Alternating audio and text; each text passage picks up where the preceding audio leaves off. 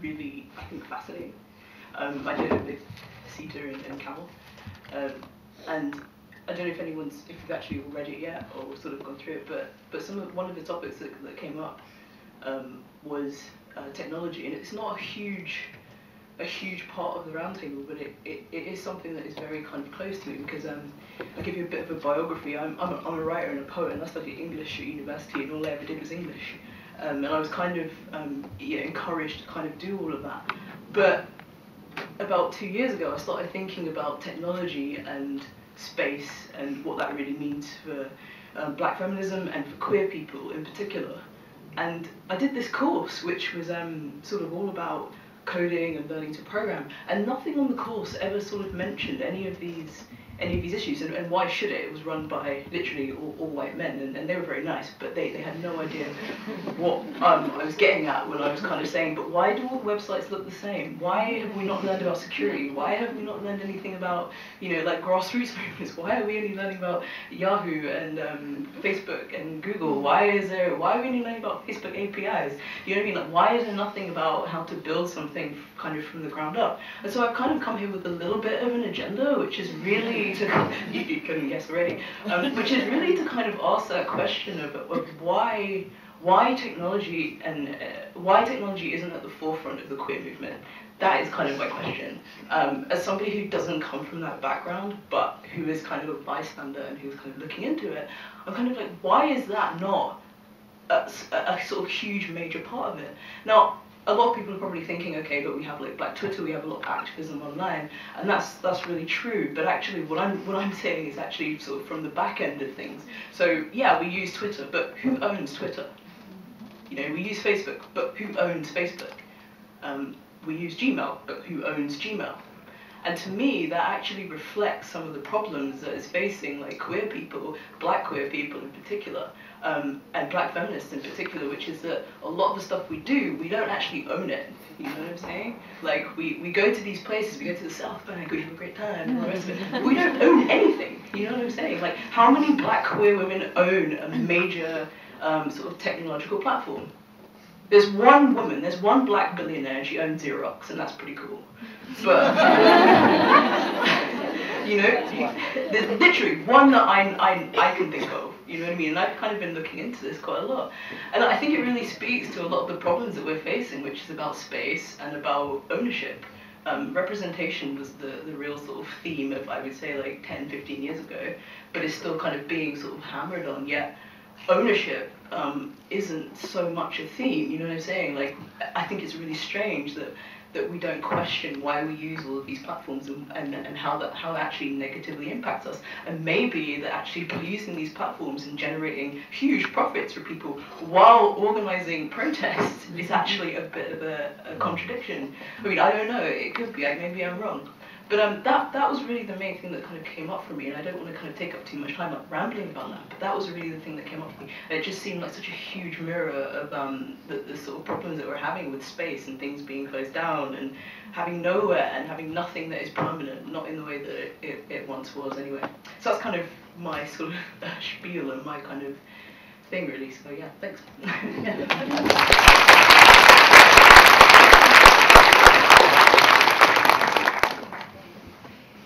Oh, okay, the lights flash, I guess it means it's me.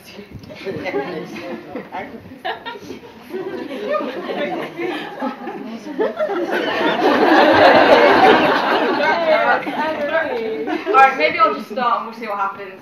So I was rereading the Many Voices, One Chant issue, and then I reread the issue 108, and one of the moments of continuity, one of the issues of continuity is, unsurprisingly, terminology. And so intersectionality and political blackness being the kind of flashpoints for these conversations. And I think that Nydia's contribution is probably the best that I've read on political blackness. And so I'd like to just read you a quotation from that I've been thinking about a lot in the last couple of days. So that quotation is that political blackness is a politics of solidarity, nothing more, nothing less. From nothing more, I take it to mean that it is not a theory of subjectivity. It is not something that we are, but something that we do. From nothing less, I take that we must aim for nothing less, that solidarity is something to be achieved and not assumed. So from this point of terminology and solidarity, I'd like to ask the question of how we act in solidarity with those that might not share our language, not just English as that's the language that many of us speak, but our political language. I think that often black feminism inadvertently privileges those with longer histories in Britain, or in the case of Black British feminism at least. It privileges more settled communities, and especially communities from former British colonies. So I guess I'd like to ask the question of how we can develop a politics of solidarity between more settled and newer migrant communities. I've been thinking about this a lot as I've been watching this shift to the right in the last 10 years, and the way in which black and British Asian people are suddenly becoming spokespersons for anti-migrant sentiment. And so this is something that I feel that as black feminists we need to make our voice very heard about. Last year, as part of the Anti-Raids Network, which is an organisation I'm involved with, we do workshops around your legal rights during an immigration raid or an immigration check. I was lucky enough to spend some time with a group called Justice for Domestic Workers. And this is a group of women from all over the world, though mostly from the Philippines or from Indonesia. And many of them, in the course of this workshop, and then some subsequent workshops that used theatre as a kind of way into talking about people's stories, talked about separation from their children, talked about precarious status and delayed visa applications. This really made me think about Nydia. I'm sure many of the women in the room will be very familiar with Nydia's story, and I'm sure many of you will know it much, much better than I do. I mostly learnt about her story from reading Anandi Ramamurthy's book, Black Star, about the Asian youth movements. And now Nydia was a woman, a British Pakistani woman, who fought for 6 years to have her children brought over from Pakistan because the British state did not believe that they were really her children, nor that she was really who she said she was. And listening to these women at the Justice for Domestic Workers project, I really felt how much many of their stories resonated with hers. And as I mentioned her name to them, it was apparent that, as you might expect, really none of them had heard her name. And I realised that I didn't feel that I knew enough to be able to tell her story in a way that was meaningful. And so I think that it made me think there might be, that there's an obvious continuity of forms of oppression, particularly state oppression, but there are gaps in our strategies of resistance. And so looking at these two issues together, especially the recent issue and the way it looks back, I think it's really important to think about how we can share strategies of resistance. I think that sharing stories is a way of building strength, but that we also need to look at how past victories were won and how we can communicate those victories and how we got there to new generations of migrant communities in Britain. So that's all from me.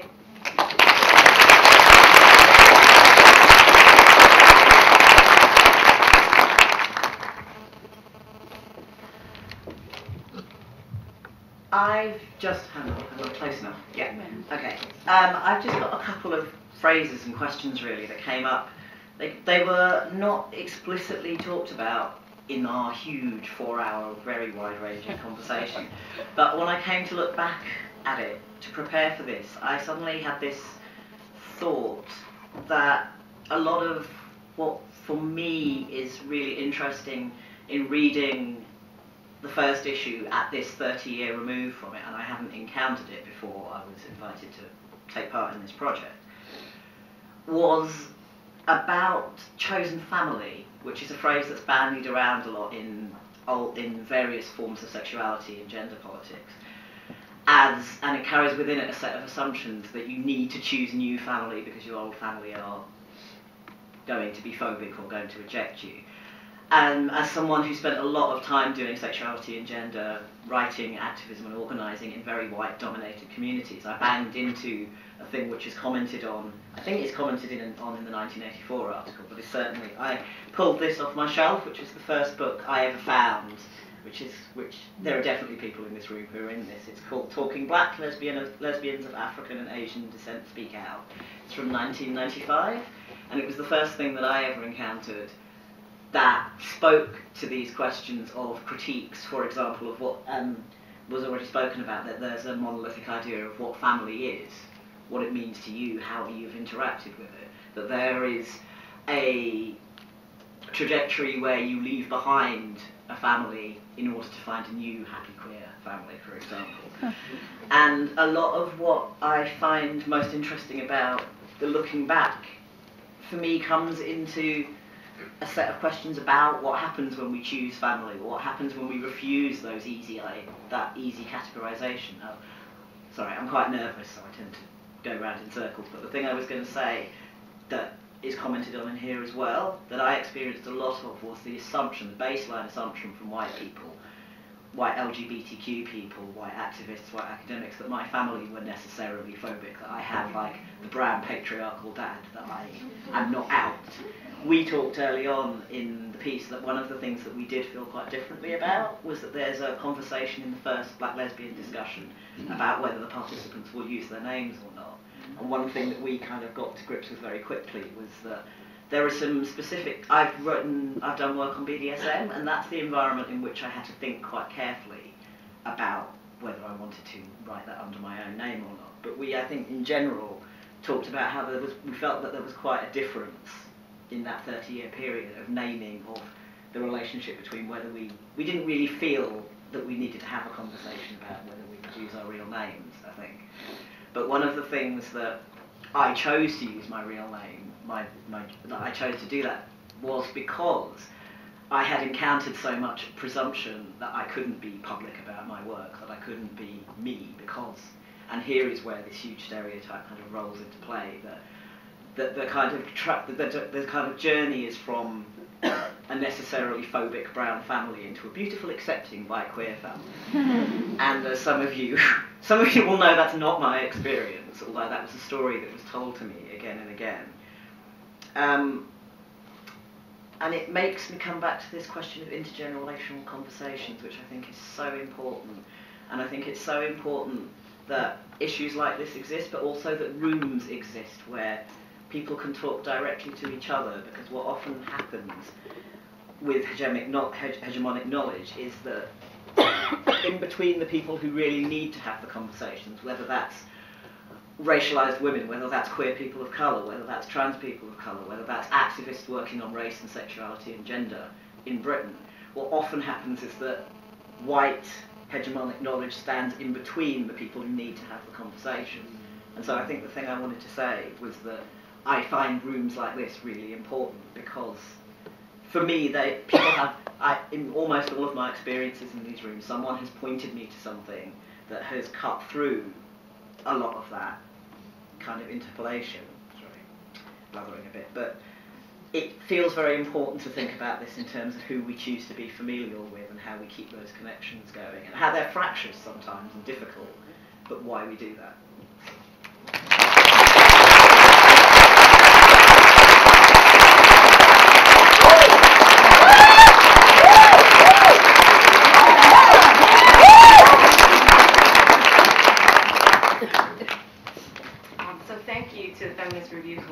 For inviting me to participate on this panel, and even for inviting me to submit a piece. I was actually really quite flattered when I was asked, because given where I am in my academic career, if you will, I was just a little bit taken aback.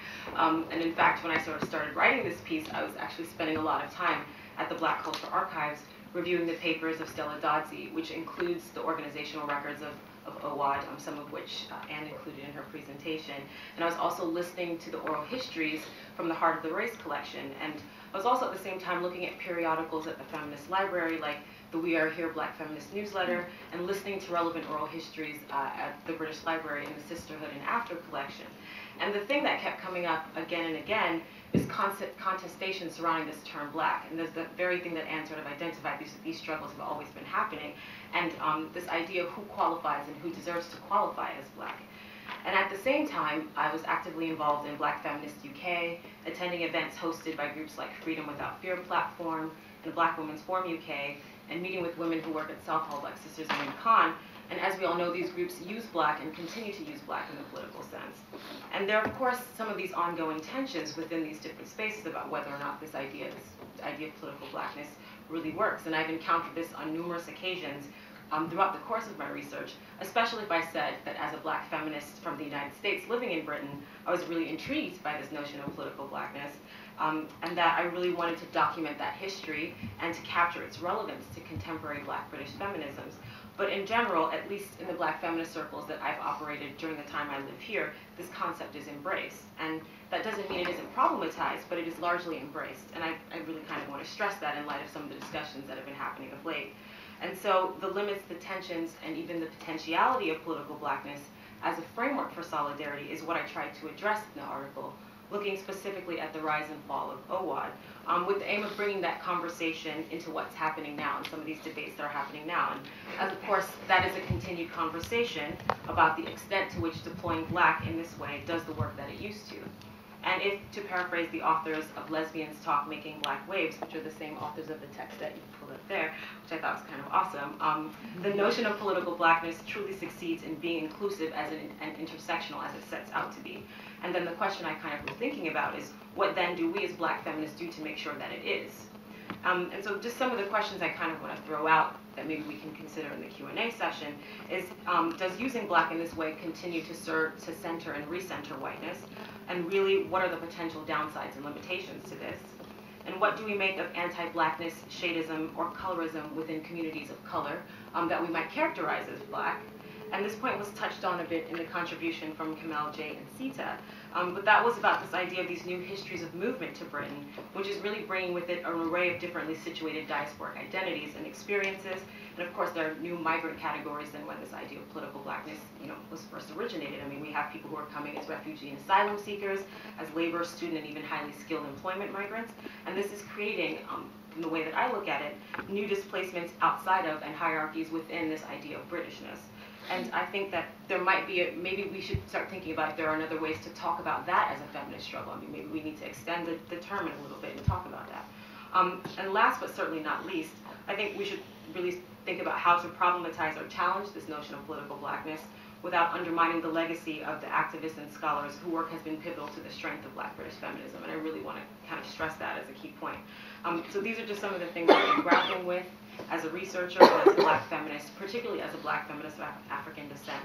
And as I said, I was just thinking these might be questions we could consider in the following discussion. Thank you.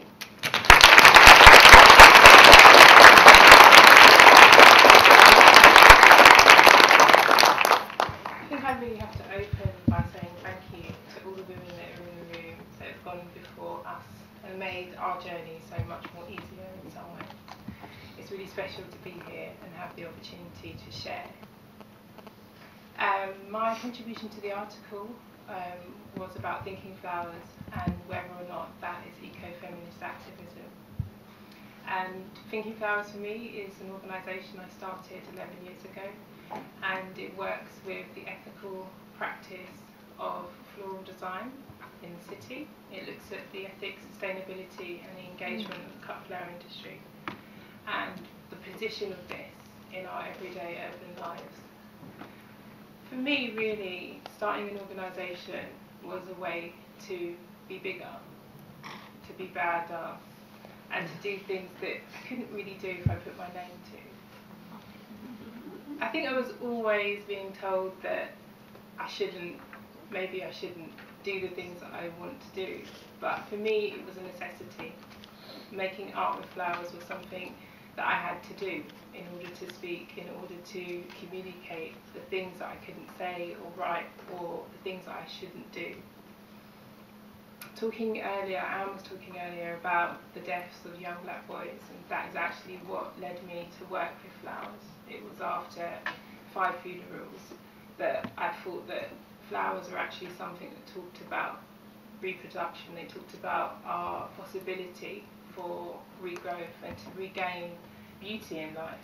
And I think really that's what my artwork's about. It's about us looking at beauty as a way to challenge, a non-violent way to challenge violence in our everyday lives. So I guess I really want to share with you things that aren't in the article, because you can find out stuff there.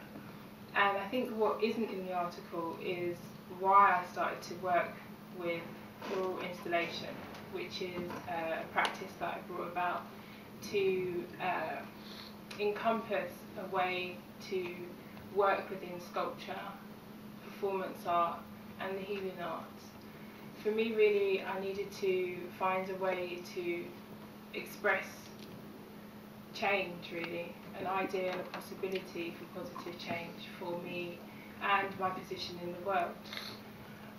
I'm really kind of exploring that now through a series of work called Cleanse, which offers people the opportunity to stop in their busy everyday lives and consider what it is they want to make cleaner, shinier, what it is they want to get rid of, what it is they want to leave behind in their life. So Thinking Flowers has a question mark because I love questions and I love to disrupt and to interrupt. So I'm going to stop talking now. Hopefully you've got some questions for me later.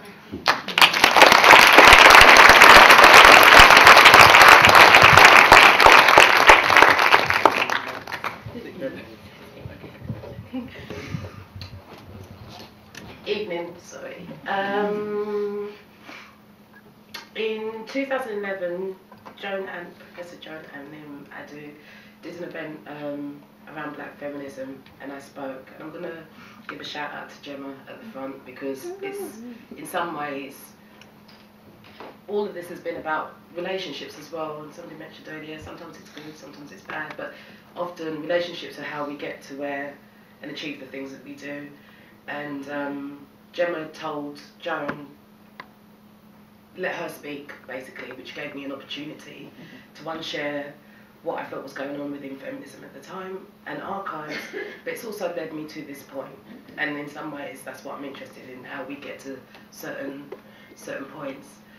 But what I would like to do is take one of my minutes to actually, one of my 5, to actually just do a minute of silence. I did that in 2011, that's how I began. And I would like to give a moment to the people that aren't here. Lauren just sort of mentioned, but I'd like us to just take a moment and a minute to just reflect, because there are a lot of people that aren't with us, there are a lot of people that have made things possible, and there are a lot of people that we basically miss, kind of thing. So we'll take it from, I'll count you in. Close your eyes if you want it, but we're going to take a minute.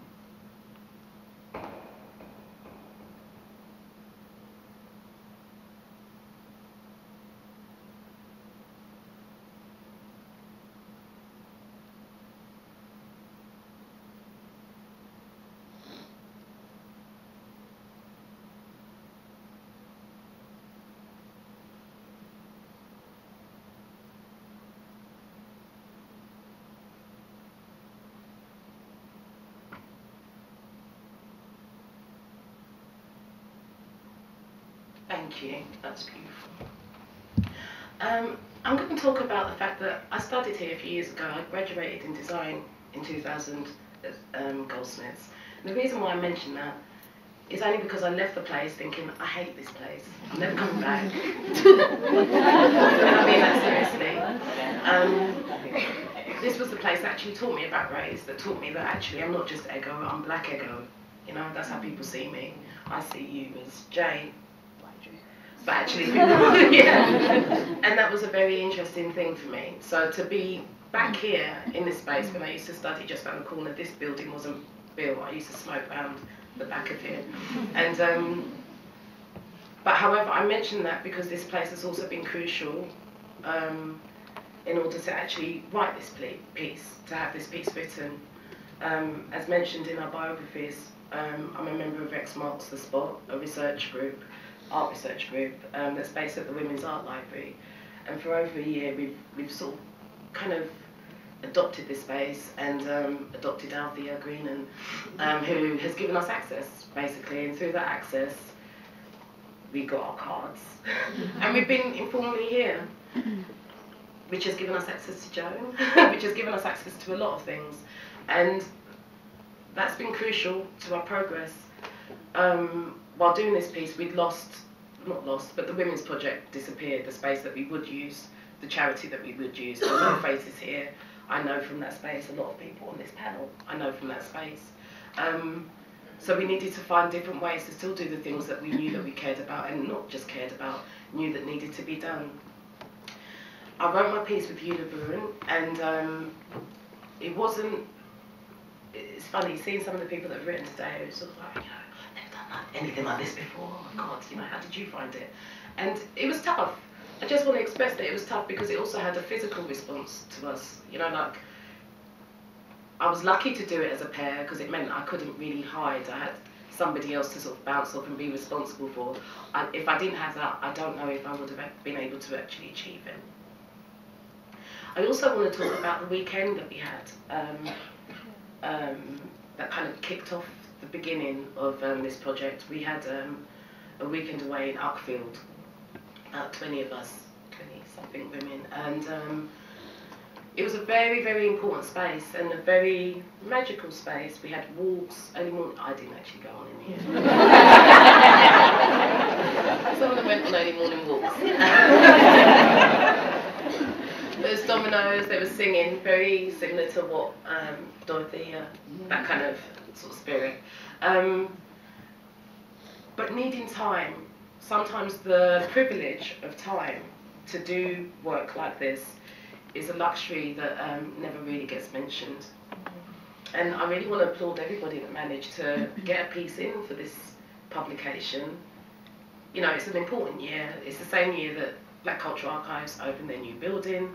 So to be part of a year like this and to be included in something like this, but also to have our voice be counted, because what I started to notice was I'd been involved with the charity Women's Project for years and years, and strangely, all the activity that I might have been involved with, I started to see written about, but I never really got mentioned. And yeah, that could be my own ego, but hey, I don't think it's just about my ego, because it's also about, if I'm not mentioned, then a lot of other people never get mentioned, and a lot of other people, and it carries on, that cycle.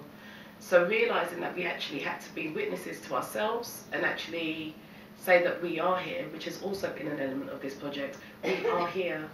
We have been here. We are part of things that, we are part of things, and often maybe our experience and the commonality that we've had is that often we could be the only black face within a lot of, we could be the black face within an event, you know, like, and often sometimes, you know, I'm looking at you lot, but, and that's often occurs, but what happens is that even though you're completely not invisible, you become invisible, and I find that absolutely intriguing, how that actually comes to be, is that you could be the one black person in a space, but still completely invisible. Okay, I know, I'll wrap up now. But basically, the other thing that I want to mention about that weekend, in light of the UCL event earlier this year, Why Isn't My Professor Black? It happened, I think, in March at UCL. A really good conference. But on that weekend, we had 3 professors. We had 3 black female professors. And that even in itself is a massive, massive, and the knowledge that we were able to share and exchange over that weekend is priceless, and also has brought me to this point today. So I just want to say a huge thank you and well done to everybody. For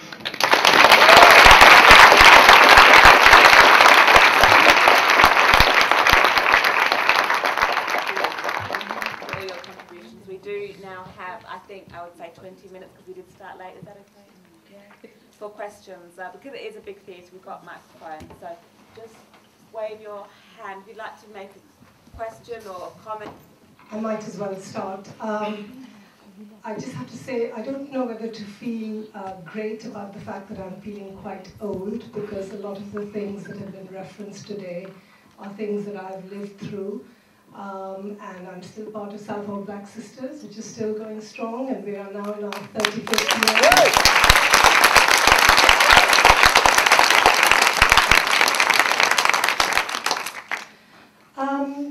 Yeah, I mean, I know that some of you have raised this issue about political blackness. I feel quite strongly, I mean, it's a sort of argument that makes me actually want to sigh a little bit and think, you know, we've done this, And as Anne was saying, of course, a lot of struggles end up being recursive, but it'd be nice to be able to put some struggles to bed and think, okay, we've dealt with that. But of course, it's something that does recur. And I think for me, it's very much, it actually is an indication of where people's politics lie. It's a kind of a shortcut of, to saying how, whether you stand on the progressive or the sort of reactionary side of things. I know that sounds slightly crude, but when in kind of public settings, we get asked this question a lot, especially if you're speaking on behalf of Southall Black Sisters. Why do you call yourselves black? A lot of the time, it might be an Asian woman who is representing Southall Black Sisters. Sometimes we might end up, just for the sake of the kind of, out of convenience, we might make the argument that actually we deal with, we do have black women, but we do have African Caribbean women on our management committee, and we also deal with a lot of Somali women, based as we are in Southall. But I think that it is important to, there's a kind of an openness, an open-endedness to the idea of the black identity, and shutting it down, I feel, opens the doors to other kinds of narrownesses. So, for example, when you insist upon Asian, then you insist upon Indian, then you insist upon Pakistani, and then down to your religious identities. And I think that that's actually very, very dangerous, and I think it's divisive at the end of the day. So I think it is really important to hold on to that wider umbrella, recognizing that there are, of course, tensions within that. Thanks.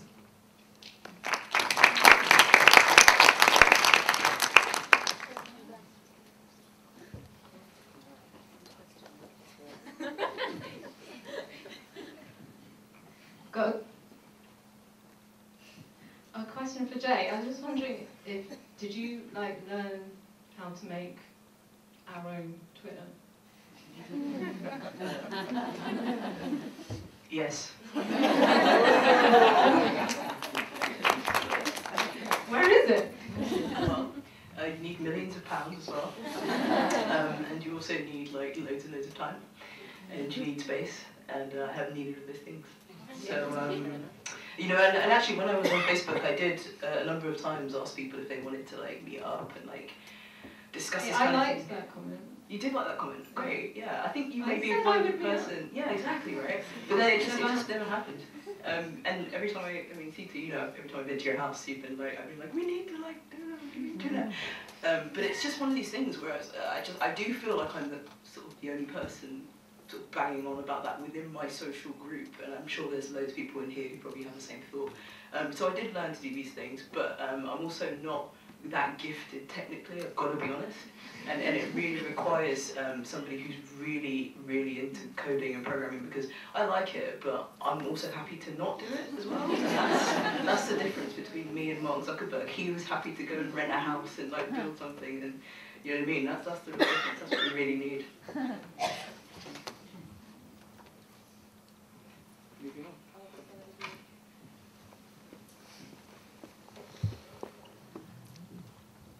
Hello. Just to continue on that point, though, there's a great deal to be said for making trouble in other people's houses. So that the question of ownership raises certain concerns for me, for example, because so much radical organizing has been basically cannibalized by capital, so that what we're looking at is, racial capitalism that runs a lot and sort of consumes a lot of the energy of this politics and this organizing. So I just wanted to sort of raise the point that ownership, fine, but also just simply to occupy sort of in disobedient and, it sounds sort of willful ways might also be a useful thing to sort of hold on to. Just because there's a price to be paid if you go ownership, for me. I think you're right, but I also think that if you don't own the things that you use, then it's owned by somebody else. So a lot of the stuff that we use is free, but a lot of that stuff, it's free, exactly. exactly, in inverted commas. So they literally profit off every mouse click, every keystroke that you make. So to me, it doesn't really make any sense that you would be fighting against capitalism and against the sort of problems of capitalism on a platform that then uses that money to further fund capitalist engines. That seems to me a really strange idea. And actually, what really bothers me is that, like, I use a lot of other platforms, like Rise Up, for example. I'm sure loads of people use Rise Up. And I watch Democracy Now, for example, and it really shocks me how many times I go onto these websites and they are begging for money from people, absolutely begging, because regardless of what you think about, the master's tools and the master's house, you need money in order to get out of the system that we're in. You know what I mean? So if you can find a solution that gets us out of the system that we're in without somehow creating something that sort of rises above it and transcends it, I'd love to know, but I haven't been able to come across that yet, so yeah. I absolutely agree. This is a matter of the perennial matter of working in the system, thank you, of working in the system or against the system, of creating an alternative reality to the system we are frameworked in, or actually working within it, kind of against it and kind of in the line. It's really difficult, and it's a very interesting conversation. And it's a question of, whether the hen was first or the egg was first. It's really difficult, and I actually work in a corporation. I work in an open source, you probably know what I'm talking about, a corporation that creates code in a community. So I totally know what you're talking about, and I know how the framework looks from underneath, so to speak, the undergrowth of the system, or the underside of a carpet. So that I have experienced what you have experienced, and this is true. It's male, it's patriarchal, it's capitalist, even in the so-called open source community, even if it claims it's free. So now the big question is, how do we create an alternative reality living in this constricted framework that we are currently based in? And I also wanted to talk about inclusive behaviors and what Black feminist movement right now is to me. I'm white. I'm as white as a snowflake. Yes, I know. But I'm also Polish. I'm also 30. I also have very impoverished family back home. My partner suffers from schizophrenia. I support him. And for the last 8 years, it was a struggle. And I can actually empathize and sympathize with the movement very well, because I have been discriminated against. In a very similar way, I feel that Black women have been in the past. And I did study Black empowerment history. I wrote my PhD dissertation on Malcolm X, so I know what I'm talking about. So I went into studies in feminism later on. But I'm from communist Poland. I was born when Russian tanks were on the streets, and we were not allowed to leave the country. So for me, education, conversation, and inclusivity is very important. Therefore, I would like to be adopted, can I? By the Black movement. And I'm rambling right now. I'm not so used to speaking out in public in front of so many academic people. But yeah, I'm very grateful and very happy to be here after 9 hours of work, doing some coding. So thank you all very much for listening to me. And yeah, apologies for rambling. Thanks. Thank you. Yeah, thank you. I love you all. I thought you're just beautiful and gorgeous, and I'm so proud of you. Really am, And yeah, like Rahila was saying, I'm old enough to be your mother. And, but I don't have. I always get asked, have you got any kids? And the Ethiopian guy who drove me in the cab that I came in, when I said I didn't, he had that kind of look in his eye, like, oh, never mind. I said, I have children of my heart, not children of my womb. And you're children of my heart, And so, yeah, and he thought that was me kind of trying to make up for the fact that I was infertile. I think that I wanted to ask about, what was it? I think for me, just having had a quick flick through, because I haven't seen the issue and I was sitting there flicking through, and the thing that stands out for me is like one thing that is like hugely different to the issue number 17 it's your piece. We would never have had your piece in our issue, because it would have just been like apolitical, too wacky, too like airy-fairy, you know, it's like, where's the real, this is, you know, we're real hard political women, we can't be dealing with this, you know, it's like when people need to eat, you know, kind of thing, you know. But I mean, there is the, you know, that not just bread but roses kind of quote as well, you know. However, just yesterday, when I was in Barbados with my research assistant, who's in late 30s, mother of 6, yeah, and we were working together, and Jessie J came on the radio. Oh, actually, she was playing her. She was having a day because she just split up with her girl, and this is after 19 years of I'm sorry, I'm telling you all my business here. I haven't mentioned her name. So after 19 years of marriage to a guy that she met when she was like 16, 17, and now they're in the middle of the divorce sort of thing and what have you, and she, anyway, yeah, ended up falling in love with this woman, which was a huge shock to her, but they've now split up, you know, because she thought it was like for life, and obviously the other woman didn't. And we were listening to, how does that one go? It's about the money, money, money.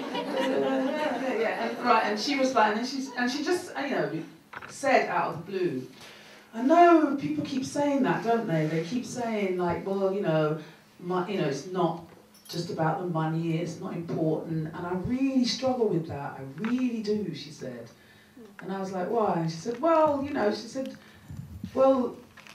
know, when you kids them, when you're sending your kids together, you're sending your kids to bed hungry, it is about the money, and I'm sorry, I can't feed my kids beauty. I know what you mean, yeah. You know, absolutely. And I said, you got a point.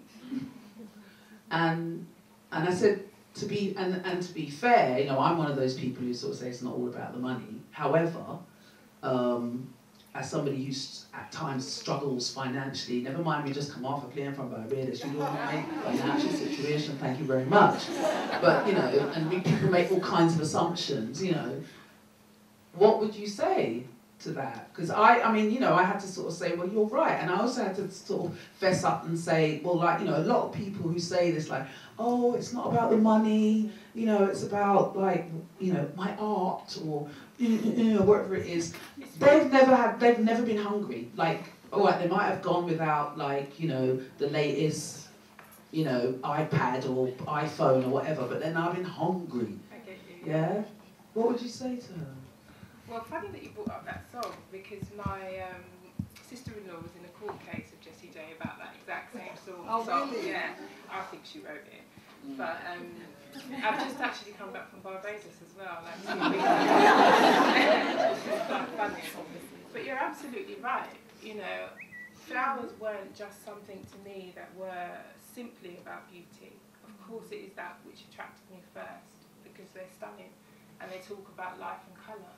But actually, when we talk about an economic stability, they inspired me to start a social enterprise, an award-winning social enterprise that has made global impact, challenged large organisations like the banks we bank with, Royal Bank of Scotland, in a non-violent way, forcing them to change the way they procure, to then work with small organisations, to work with ethical organisations, to have art within their AGMs that challenges them to think about the women that are having their reproductive systems depleted because they're working with pesticides and not being protected, to fly flowers which are 90% water to the driest, from the driest parts of the world to the wettest parts of the world. So flowers for me become a political, symbolic, economic, spiritual, emotional, physical symbol for the way that us as women are at the bottom of the chain of capitalist economies. So it was essential for me to infiltrate those large organisations that are profiting again and again on money off the back of us, our people. And then it gets into the areas that, you know, Jay's exploring about being part of the system or against the system. But starvation, you know, it wasn't going to be an option. And there was points within the business model that I was probably earning as much as the women farmers on the other end of the scale. And I had to look at myself and had to look at whether my creative practice was going to continue to drive the organisation.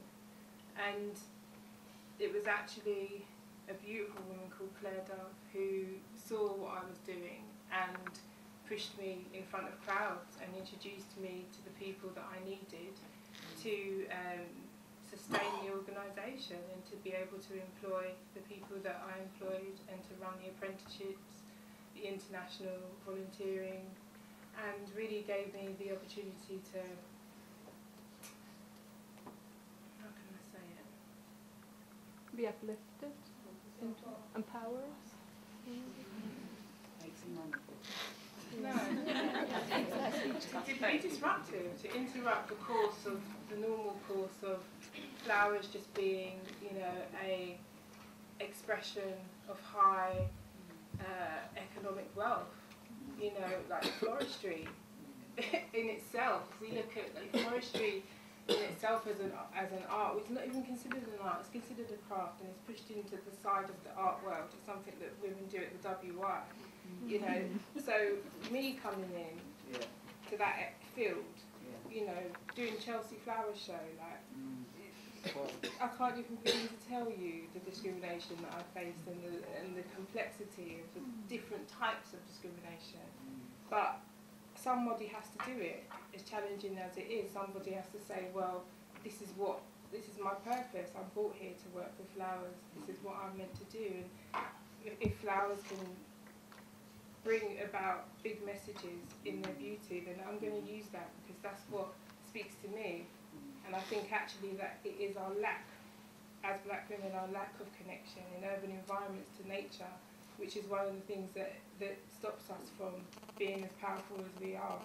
And it is that which I go back to seek refuge and to find the energy I need to take the next challenge, to face the next element of discrimination.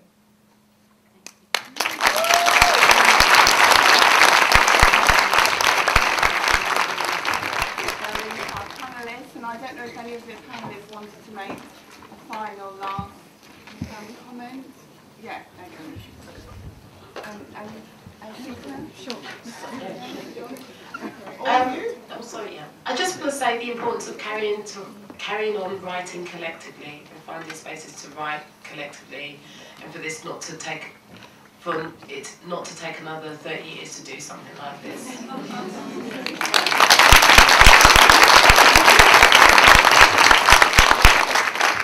I suppose I'd like to just say one final word about this question of kind of within or outside of the system, and I think that Feminist Review does an amazing thing of giving and creating institutional power for women to have autonomous thought, and I think that that combination is really incredible and something that we should really celebrate.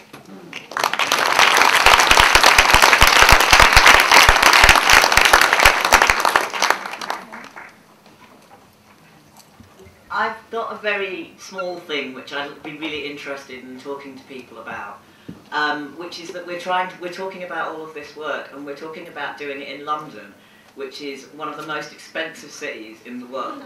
In Britain, it's, when I was thinking about leaving a very white, very middle class, very racist place, I looked at a map and basically had 2 or 3 options of a place that I could stay in this country.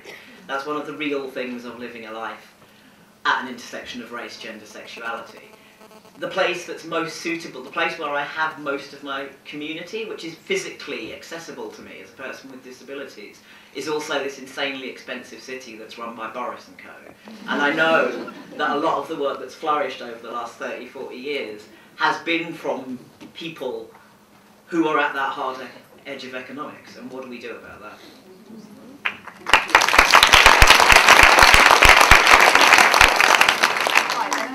And lastly, I just want to thank volunteers, Chandra Frank, Morgan Conti, Lynette Monique Robler, Tiffany Page, Leila Whiteley, sorry if I've mispronounced your names, and Marlene Edwin. I don't know if Marlene's here. She's outside. Well, thanks very much.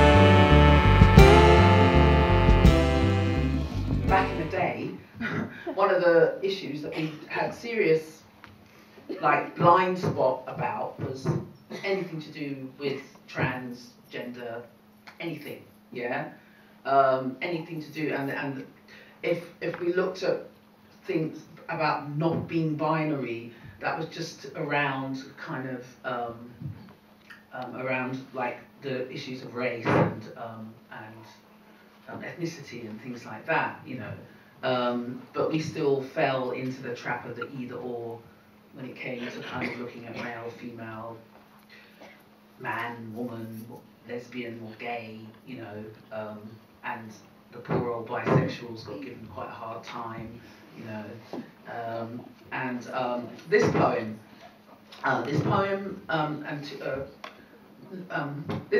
I hope addresses some of the things that I am kind of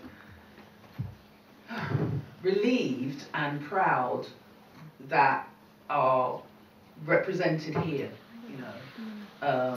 This poem speaks to my religion. When I was coming in at the airport, this little kid said, "Mummy, that lady looks like a snowman." So that's the lady who's the man, because anyway, yeah, so that was me, right? And that's the thing about intersectionality and the trans thing, and the fact that, yeah, anyway. And it's a poem for Eshu. And Eshu is a Yoruba deity that is about being at a crossroads, yeah? And Eshu is very much about, do you go this way or do you go that way? But in fact, the energy of Eshu, the strength of Eshu's energy is being in the middle of everything and being at that crossroads, yeah. And I'm wearing white today, not because I want to look like a snowman, because my father, in the religion, is Obatala, and this is the start of 9 days of wearing white, but for people within my religion, or wearing white is his colour, and don't let me go there. White is his colour, as in like white clouds, white snow, you know, purity. And so it's a 9-day purification that all of us priests in the religion are doing towards world peace. Yeah? Huh? I say priest the same way I say actor, because people don't say doctress anymore, they say a doctor, and everybody knows a doctor is a man or a woman, an actor is a man or a woman, or a priest is a man or a woman or a trans person, somewhere in between all of that. So I don't do the S thing. I'm not a poetess as a poet. Right.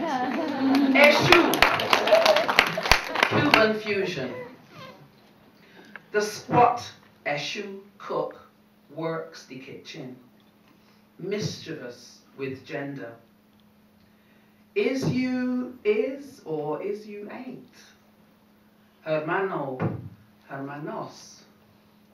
Flicking ash with a flourished question mark, turning back to steamy pots, doing what they do best, mixing, stirring ingredients to make something altogether enhancing to the taste.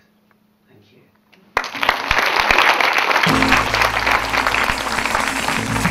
You leave your home for days and days,